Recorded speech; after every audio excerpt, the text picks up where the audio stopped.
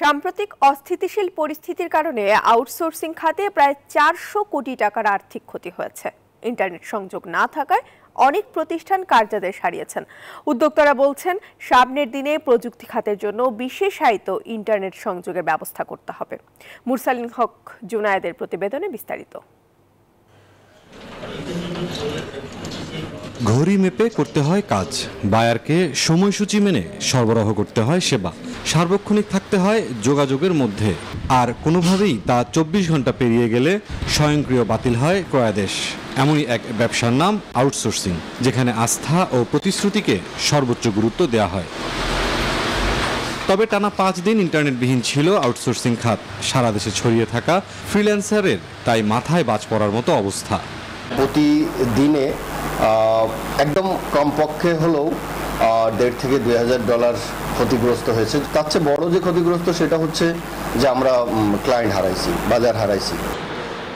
রাজধানীর উত্তরায় অবস্থিত দেশের অন্যতম বিজনেস প্রসেস আউটসোর্সিং বা বিপিও প্রতিষ্ঠান ASL প্রায় 2 কোটি টাকার ক্লায়েন্ট হারিয়েছে।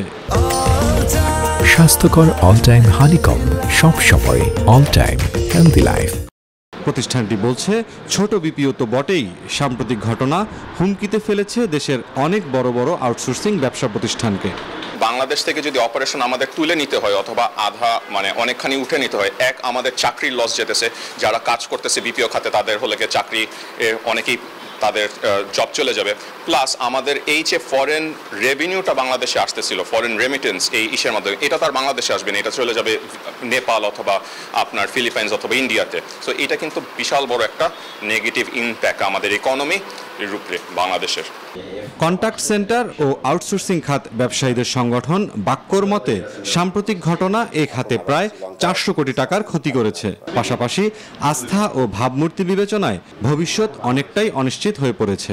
ন্যাচারাল ডিজাস্টার হতে পারে, ক্যালামিটি হতে পারে, আপনার আনরেস্ট হতে পারে, যে কোনো কারণেই হোক না কেন, but we need to have a fail safe plan.